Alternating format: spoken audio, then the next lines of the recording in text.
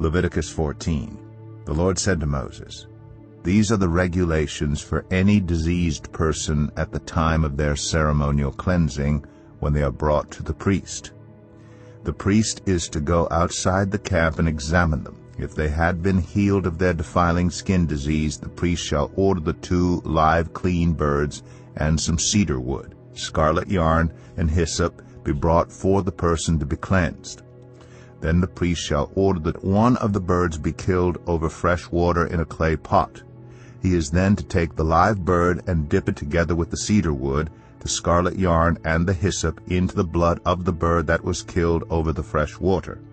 7 times he shall sprinkle the one to be cleansed of the defiling disease, and then pronounce them clean. After that he is to release the live bird in the open fields. The person to be cleansed must wash their clothes, shave off all their hair, and bathe with water. Then they will be ceremonially clean. After this they may come into the camp, but they must stay outside their tent for 7 days. On the 7th day they must shave off all their hair. They must shave their head, their beard, their eyebrows, and the rest of their hair.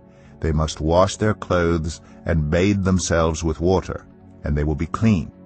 On the 8th day they must bring 2 male lambs and 1 ewe lamb, a year old, each without defect, along with 3/10 of an ephah of the finest flour mixed with olive oil for a grain offering, and 1 log of oil.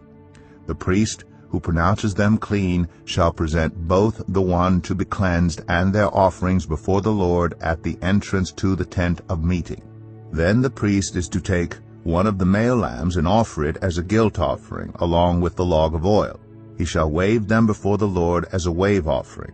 He is to slaughter the lamb in the sanctuary area where the sin offering and the burnt offering are slaughtered. Like the sin offering, the guilt offering belongs to the priest. It is most holy. The priest is to take some of the blood of the guilt offering and put it on the lobe of the right ear of the one to be cleansed, on the thumb of their right hand, and on the big toe of their right foot. The priest shall then take some of the log of oil, pour it on the palm of his own left hand, dip his right forefinger into the oil in his palm, and with his finger sprinkle some of it before the Lord 7 times.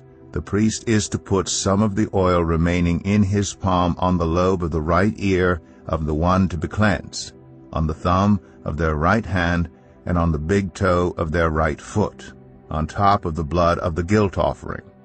The rest of the oil in his palm the priest shall put on the head of the one to be cleansed and make atonement for them before the Lord. Then the priest is to sacrifice the sin offering and make atonement for the one to be cleansed from their uncleanness. After that, the priest shall slaughter the burnt offering and offer it on the altar together with the grain offering and make atonement for them, and they will be clean. If, however, they are poor and cannot afford these, they must take 1 male lamb as a guilt offering to be waved to make atonement for them, together with 1/10 of an ephah of the finest flour mixed with olive oil for a grain offering, a log of oil, and 2 doves or 2 young pigeons, such as they can afford, 1 for a sin offering and the other for a burnt offering. On the 8th day they must bring them for their cleansing to the priest at the entrance to the tent of meeting before the Lord. The priest is to take the lamb for the guilt offering, together with the log of oil, and wave them before the Lord as a wave offering. He shall slaughter the lamb for the guilt offering, and take some of its blood, and put it on the lobe of the right ear of the one to be cleansed, on the thumb of their right hand, and on the big toe of their right foot. The priest is to pour some of the oil into the palm of his own left hand, and with his right forefinger sprinkle some of the oil from his palm 7 times before the Lord. Some of the oil in his palm he is to put on the same places he put the blood of the guilt offering, on the lobe of the right ear of the one to be cleansed, on the thumb of their right hand, and on the big toe of their right foot. The rest of the oil in his palm the priest shall put on the head of the one to be cleansed, to make atonement for them before the Lord. Then he shall sacrifice the doves or the young pigeons, such as the person can afford, 1 as a sin offering and the other as a burnt offering, together with the grain offering. In this way the priest will make atonement before the Lord on behalf of the one to be cleansed. These are the regulations for anyone who has a defiling skin disease and who cannot afford the regular offerings for their cleansing. The Lord said to Moses and Aaron, "When you enter the land of Canaan, which I am giving you as your possession, and I put a spreading mold in a house in that land, the owner of the house must go and tell the priest, 'I have seen something that looks like a defiling mold in my house.' The priest is to order the house to be emptied before he goes in to examine the mold, so that nothing in the house will be pronounced unclean. After this, the priest is to go in and inspect the house. He is to examine the mold on the walls, and if it has greenish or reddish depressions that appear to be deeper than the surface of the wall, the priest shall go out of the doorway of the house and close it up for 7 days. On the 7th day the priest shall return to inspect the house. If the mold has spread on the walls, he is to order that the contaminated stones be torn out and thrown into an unclean place outside the town. He must have all the inside walls of the house scraped, and the material that is scraped off dumped into an unclean place outside the town. Then they are to take other stones to replace these, and take new clay and plaster the house. If the defiling mold reappears in the house after the stones have been torn out, and the house scraped and plastered, the priest is to go and examine it. And if the mold has spread in the house, it is a persistent, defiling mold. The house is unclean. It must be torn down, its stones, timbers, and all the plaster, and taken out of the town to an unclean place. Anyone who goes into the house while it is closed up will be unclean till evening.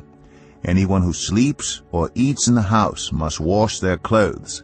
But if the priest comes to examine it, and the mold has not spread after the house has been plastered, he shall pronounce the house clean, because the defiling mold is gone.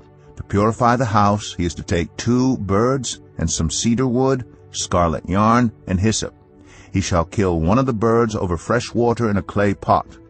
Then he is to take the cedar wood, the hyssop, the scarlet yarn, and the live bird, dip them into the blood of the dead bird and the fresh water, and sprinkle the house 7 times.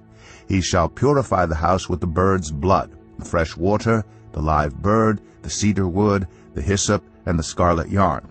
Then he is to release the live bird in the open fields outside the town. In this way he will make atonement for the house, and it will be clean. These are the regulations for any defiling skin disease, for a sore, for defiling molds in fabric or in a house, and for a swelling, a rash, or a shiny spot, to determine whether something is clean or unclean. These are the regulations for defiling skin disease and defiling mold.